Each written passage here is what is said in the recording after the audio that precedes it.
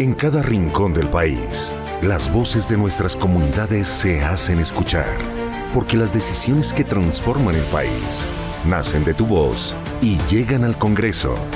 Frecuencia Legislativa, más cerca de nuestras comunidades, más cerca de Colombia.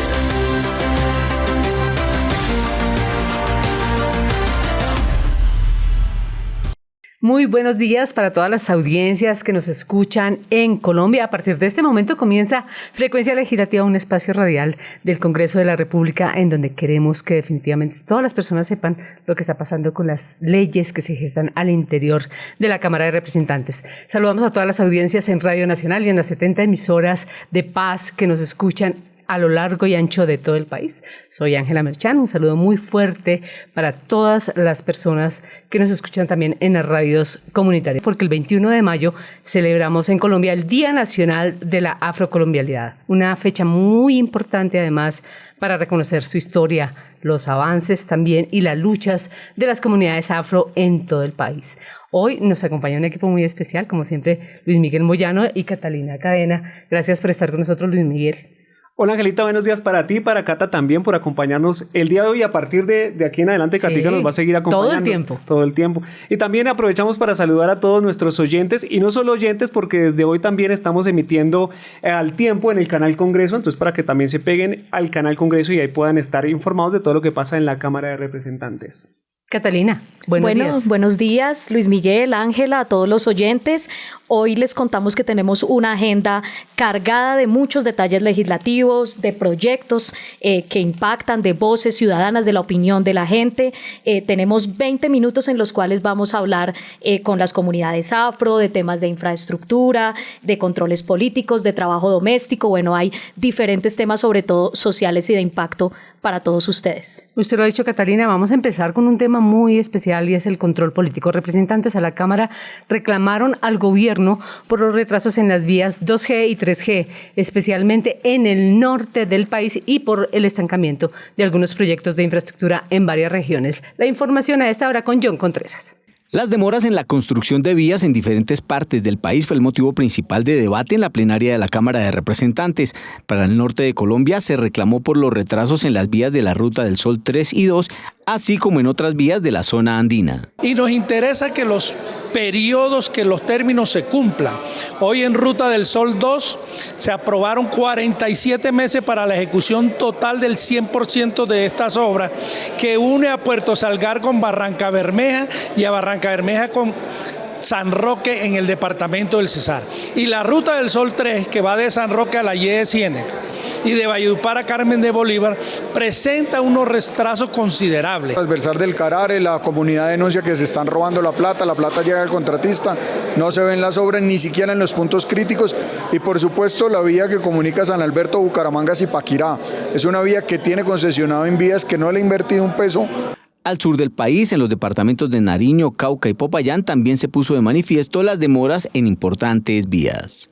La preocupación es que el presidente está haciendo un anuncio que en sus actos no los están refrendando ni el Ministerio de Transporte ni el Ministerio de Hacienda. Preocupación enorme por el incumplimiento que hasta ahora se tiene en la licitación Popayán-Estanquillo. Proyecto Mocoa-San Francisco es una variante de gran interés para el sur del país, un proyecto estratégico para Colombia que desafortunadamente su ejecución se ha ralentizado por la manera como se financia la obra. Entidades como el INVIAS y la Agencia Nacional de Infraestructura hicieron parte del debate. La ministra de Transporte hizo un esbozo general del estado actual y el desarrollo de la infraestructura en el país. Vías de doble calzada tan importantes como Pasto, Estanquillo, Popayán están firmes. También conté de la infraestructura regional que hemos entregado, muelles, aeropuertos, puertos, infraestructura que no se había construido en estos rincones del país. La accidentabilidad en vías también se mencionó en el debate. Frente a este tema, el gobierno destacó que con el trabajo adelantado por la Agencia Nacional de Seguridad Vial, en lo corrido del año ya se redujo en 5 puntos la siniestrabilidad en el país, salvando vidas humanas. Y bueno, les cuento que la ministra de Ciencia y Tecnología e Innovación, Yesenia Olaya Rusinque, fue citada a un debate de control político por la baja ejecución que ha tenido en su presupuesto. Esto le dijo a la Comisión Cuarta de la Cámara. Que estén comprometidos implican que sí o sí se tienen que ejecutar. ¿De qué depende de esto? Que cada uno de los proyectos sea viabilizados y aprobados en el OCAT, que es un órgano colegiado compuesto por un vértice universidades, gobierno, donde la presidencia la tiene el Departamento Nacional de Planeación, y las gobernaciones. Les cuento también que la funcionaria explicó que los retrasos obedecen a la falta de certificaciones que deben prestar los alcaldes y entidades que postulan los proyectos. Sin embargo, los congresistas insistieron en que el gobierno debe garantizar que los recursos se ejecuten. A propósito del tema, habla el representante John Edgar Pérez. En el bienio 21-22 para Ciencia, Tecnología e Innovación se aprobaron 2.9 billones de pesos y se ejecutaron 2.5 billones. Para el siguiente bienio, con un presupuesto también de 2.9 billones, tan solo ejecutaron 200.000 millones de pesos. Esto demuestra la inoperancia, la falta de ejecución que tiene este gobierno. En otros temas, algunos de los actores más importantes de nuestro país son justamente los educadores o los docentes. Por lo tanto, vale la pena decir que vamos a hablar de las leyes que los cobijan y mejoran su calidad de vida. John Fabio Mesa estuvo al frente de este tema. Estas son algunas de las iniciativas legislativas que desde la Comisión Sexta se vienen manejando para mejorar la calidad de nuestra educación nacional. Tenemos 2 proyectos bellísimos de las escuelas normales para sacar más maestros capacitados y el proyecto educativo en educación. Que la pensión gracia pueda ampliarse a más docentes, en este caso a los docentes nacionales y nacionalizados que no están incluidos. Y por otro lado, un proyecto de ley que busca la igualdad salarial. El programa Alimentación Universitaria PAU, un proyecto de ley muy lindo que lo que pretende es que todos los estudiantes de las universidades públicas puedan tener un plato de comida. La enseñanza sobre la prevención y protección en contra de las violencias de género, en contra de violencia de la mujer, sino que se ampliara a todo el marco de las personas sexogénero diversas. El presidente de la Cámara de Representantes deja un cordial saludo a todos los educadores del país. Sé que en todos los rincones de Colombia hay docentes dando lo mejor de sí por nuestras próximas generaciones. Un abrazo muy especial y desde acá legislamos en favor de ustedes. Bueno, y también les cuento que en la Cámara está avanzando la llamada pensión del cuidado, una iniciativa que busca reconocer a las personas, en su mayoría a las mujeres que no cotizaron para pensión y que se han dedicado a la crianza, a estas labores del hogar que a veces no son tan reconocidas. Entonces, en nuestro segmento de mujeres con todas las de la ley, nuestra compañera Margarita Velázquez nos cuenta todos los detalles sobre este tema. A propósito del Día de las Madres, preguntémonos, ¿cuántas se han quedado sin pensión por haberse dedicado al trabajo del cuidado no remunerado? ¿Qué es un trabajo del cuidado? Desde tener lista la casa para que el esposo, para que los hijos puedan llegar al colegio, desde cuidar adultos mayores, cuidar a niños menores de edad. El cuidado lo abarca todo. El proyecto de ley de pensión del cuidado busca que la pensión de quien cotizó en el mercado laboral sea compartida con quien se quedó en casa realizando el trabajo no remunerado. Pretende defender los derechos de aquellas personas, principalmente mujeres, que dedicaron su vida entera al cuidado de la familia, del hogar, mientras sus esposos, cónyuges trabajaban, aportaban al sistema pensional, pero ellas, por tener un trabajo de cuidado no remunerado, nunca lo pudieron hacer. La pensión no solo tiene que estar en manos de la persona que vaya y ejerza un trabajo fuera del hogar. El hogar se conforma por la pareja, independientemente quién sea el que vaya a trabajar, hombre o mujer, pero se complementan. La persona que se queda en el hogar trabaja, solo que es un trabajo no remunerado. De esta manera se reconoce que quien trabaja en casa hace posible que la otra persona pueda realizar el trabajo que sí es remunerado. Bueno, muy importante lo que nos cuenta nuestra compañera Margarita Velázquez, pero hay un reto muy grande para los colombianos generalmente, que es conseguir su primera oportunidad laboral. La primera chamba. O la primera chamba, como diríamos coloquialmente en todas las regiones del país. Pues le cuento que nuestra compañera Liz Osorio salió a las calles para conocer cómo viven los jóvenes en búsqueda de esa primera chamba. La primera chamba, o sea, el primer empleo en el sector público, ¿es fácil o difícil de conseguir? Ser parte de un cargo en una entidad pública, tienes que tener 1000 papeles que exige así hayas tenido la mejor educación, tienes que haber tenido experiencia laboral. Que no sean necesarios ni 1, ni 2, ni 5 años de experiencia. Que las ganas, el conocimiento y la preparación sean lo único que le exijan para trabajar por primera vez, por ejemplo, en alcaldías, gobernaciones y ministerios. El desempleo a nivel país en los jóvenes es la tasa más alta. Por lo tanto, lo que hicimos con este proyecto es que le pedimos al Departamento Administrativo de la Función Pública, que queda en el articulado, le haga la vigilancia y el seguimiento para que la 2214 se cumpla efectivamente en todo el sector público en el nivel de país. Pero ¿para qué cargos aplicaría en el sector público este proyecto? Desde a los auxiliares, técnicos, tecnólogos, profesionales, que de una u otra manera acceden a tratar de incorporarse a la vida laboral en el Estado colombiano. De enero a marzo del 2025, según el DANE, la población joven de Colombia registró un índice de desocupación del 17,1%. Muy interesante esa información, además porque nos encanta el contacto con la comunidad, estamos cada vez más cerca de nuestra gente. Quiero contarles que el presidente de la Cámara, Jaime Raúl Salamanca, se refirió a la consulta popular, que además fue radicada en el Senado. Señaló que es fundamental, Luis Miguel y Catalina, abrir espacios para los ciudadanos, para que ellos puedan participar en estas reformas. Esto es Jaime Raúl.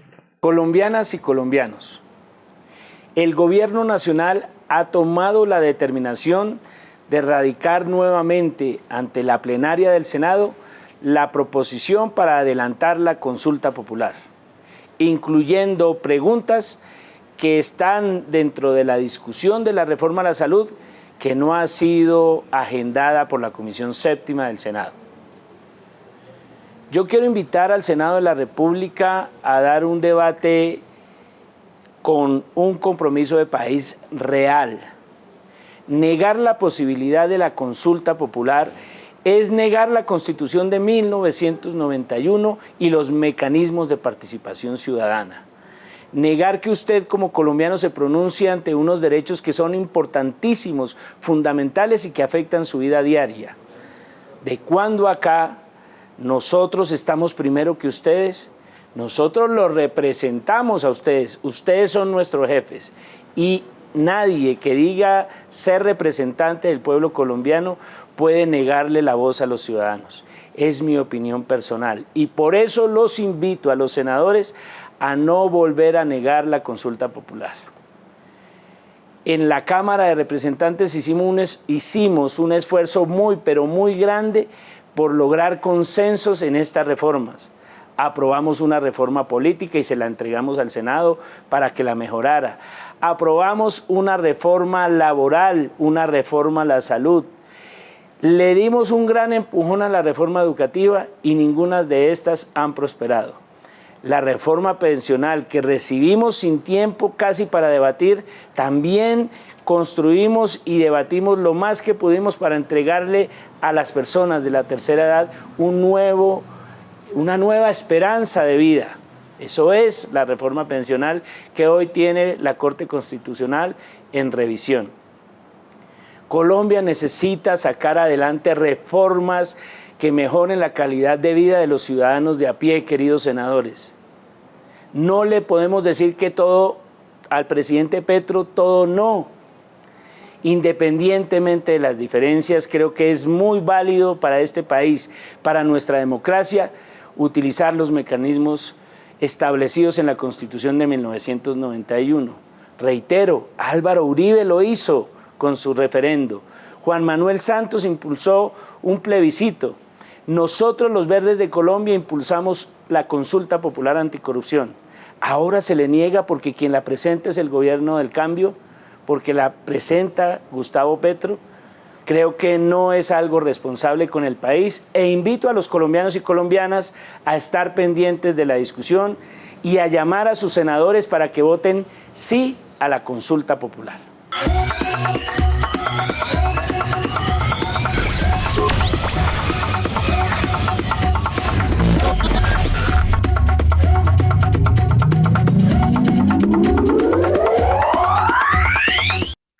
Bueno, y desde la oposición y la otra parte, el representante Juan Fernando Espinal también reaccionó al reciente discurso del presidente Petro en Barranquilla, que fue muy polémico, afirmando que sus palabras solo han hecho profundizar más polarización. Acá escuchamos oposición en cámara. Colombia es un país maravilloso que en medio de las dificultades hemos construido como nación. Hemos superado a las guerrillas, a los paramilitares, al narcotráfico y a Pablo Escobar. Superamos la pandemia y recuperamos empresas y empleos, reactivándonos económicamente. Hoy quiero invitar a todos los colombianos para que unidos logremos superar al mal gobierno de Gustavo Petro. El presidente Petro le prometió a los jóvenes y los engañó cuando les decía que iba a eliminar los intereses del ICETEX. Ni eliminó los intereses, pero sí acabó al ICETEX, lamentablemente. El presidente Petro prometió que en Colombia no continuarían asesinando a líderes sociales y ambientales, y llevamos más de 270 masacres y más de 765 víctimas. El presidente Gustavo Petro prometió la paz total y lo único que ha logrado es fortalecer a las estructuras criminales, al ELN, las disidencias de las FARC y al Clan del Golfo.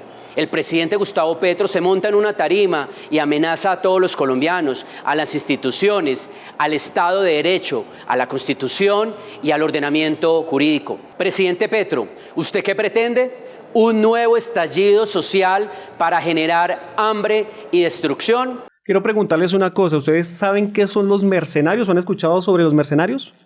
Pues tiene todo que ver con la guerra, ¿no? Sí, suena como a tema de guerra, de combate. Suena a película, además, norteamericana.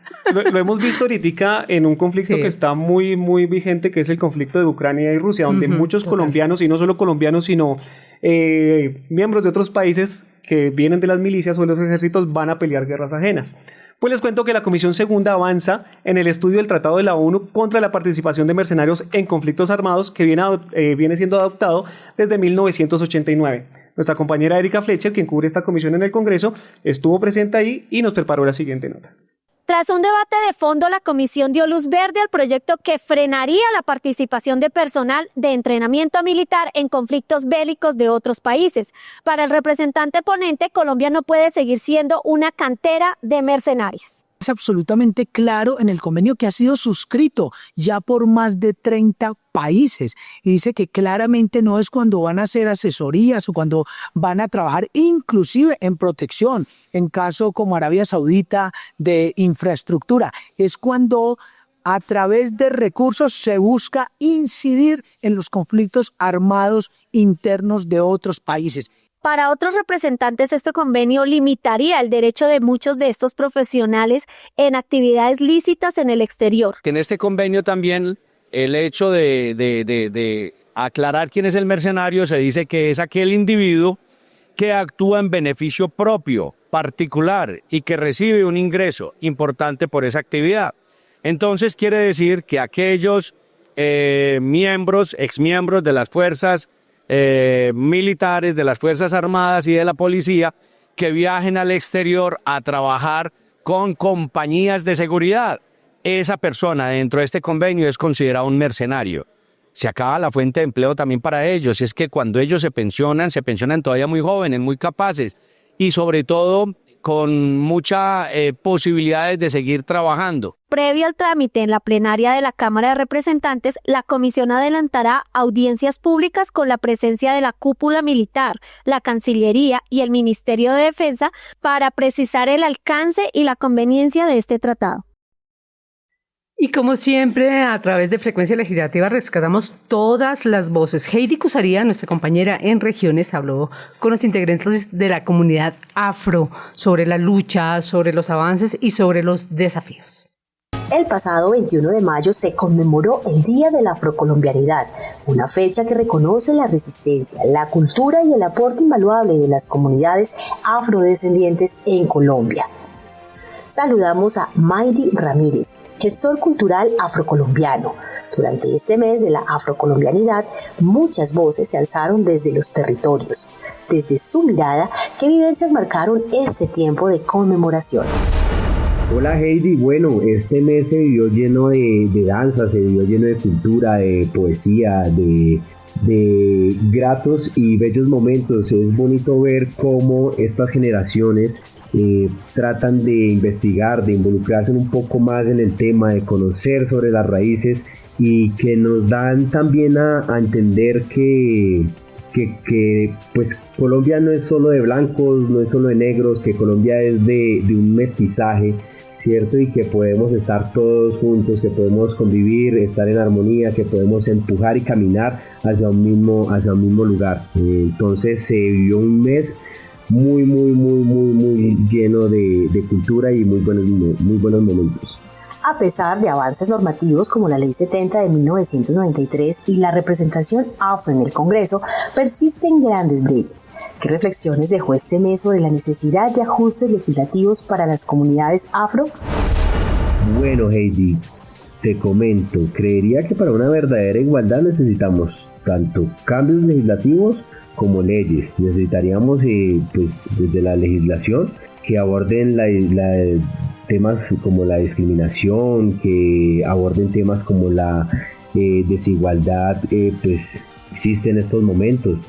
En cuanto a leyes, pues sería muy bueno que se hicieran leyes que nos protejan contra la violencia y que nos den a nosotros la garantía de una igualdad tanto salarial como laboral. Bueno, compañeros, les cuento ya casi para terminar que las juntas de acción comunal podrían participar en contratación estatal. Esta es una muy buena noticia desde las regiones con Nelson Yamit Soledad. En Colombia existen cerca de 63.000 juntas de acción comunal según cifras del Ministerio del Interior. Estas organizaciones forman una de las redes comunitarias más importantes del país. Ahora, un proyecto de ley que avanza en la Comisión Cuarta de la Cámara busca que estas juntas, así como las asociaciones de mujeres y comunidades negras legalmente constituidas, puedan participar directamente en procesos de contratación estatal. Los representantes a la Cámara destacaron la importancia de fortalecer el tejido social y garantizar condiciones equitativas para las organizaciones comunitarias en todo el país. Esto es un espaldarazo a quienes, según algunos representantes, siempre han trabajado con las uñas. Representante John Freddy Valencia. Esperamos que todas las bancadas del gobierno, tanto de Cámara como Senado, apoyen este proyecto que le va a dar relevancia al trabajo que han hecho por siglos las juntas de acción comunal y que hoy lo están haciendo con esfuerzo propio, con recursos de los mismos afiliados, en mingas, en bazares, reúnen y avanzan con placahuellas, con cintahuellas, con escenarios deportivos. Yo fui presidente de Junta de Acción Comunal y mi Junta de Acción Comunal de la Expresión del Tigre tiene experiencia para hacer este tipo de contratos porque ya los hemos hecho con la alcaldía, con la gobernación, con la empresa privada.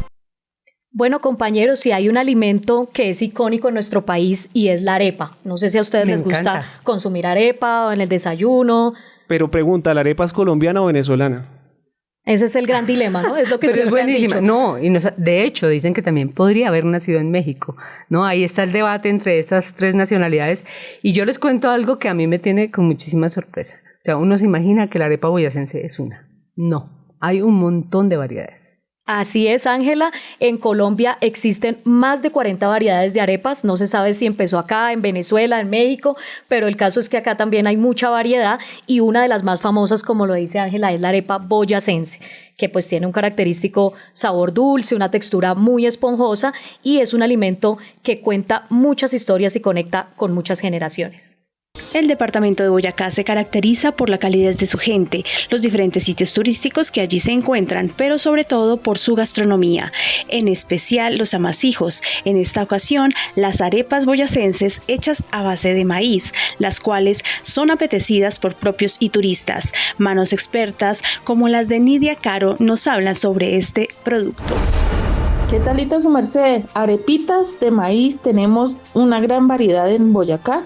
Tenemos arepas de mantequilla, de maíz morado, de maíz pelado, que la diferencia entre ellas es su maíz con el que se elaboran, la técnica para preparar la harina y pues el relleno si viene siendo el mismo.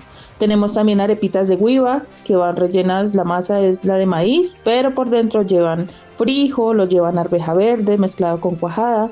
Tenemos arepas de palo que se hacen más grandes y bueno, la masa es un poco más durita, y tenemos arepas toteadas también. Entonces tenemos una gran variedad de arepas, aunque pareciera que es una sola. El maíz como ingrediente principal, pero sobre todo el amor con el que son elaboradas las arepas boyacenses, son las que hacen de este producto uno de los mejores del país. Bueno, pues muy interesante este informe también de Alexandra Borges a esta hora también en las regiones, y como siempre les recordamos que ustedes pueden estar muy pendientes de lo que quieren escuchar, de lo que deben saber, además de cómo se gestan las leyes en la Cámara de Representantes. Y ya estamos llegando al final, Luis Miguel.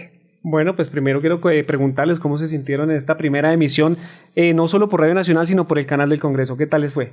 Bueno, una experiencia diferente, algo nuevo, pero bueno, ahí vamos soltándonos un poco, ahí vamos cogiendo un poco más de confianza. Claro, además que conozcan lo que escuchan, ¿no? Eso es muy importante, porque siempre le dicen, ay, no, yo me la imaginaba un poquito más vieja o me la imaginaba un poquito más joven. No, pues esto es lo que hay.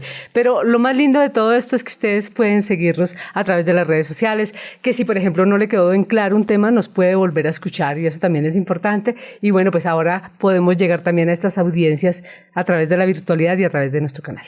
Bueno, y es importante que todos nuestros oyentes y televidentes ahora recuerden que pueden volver a escuchar este programa, como lo decías, a través de nuestro Spotify, donde aparecemos como Frecuencia Legislativa. También lo van a poder ver, si lo quieren volver a ver, no solo en el canal, sino también en las plataformas de YouTube del Canal Congreso y de la Cámara de Representantes. Y, por supuesto, en la página www.cámara.gov.co en la sección de prensa.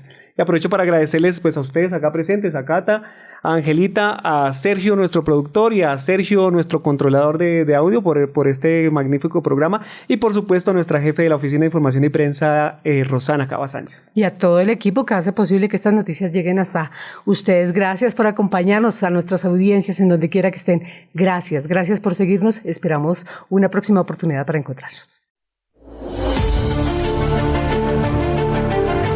En cada rincón del país, las voces de nuestras comunidades se hacen escuchar, porque las decisiones que transforman el país nacen de tu voz y llegan al Congreso. Frecuencia Legislativa, más cerca de nuestras comunidades, más cerca de Colombia.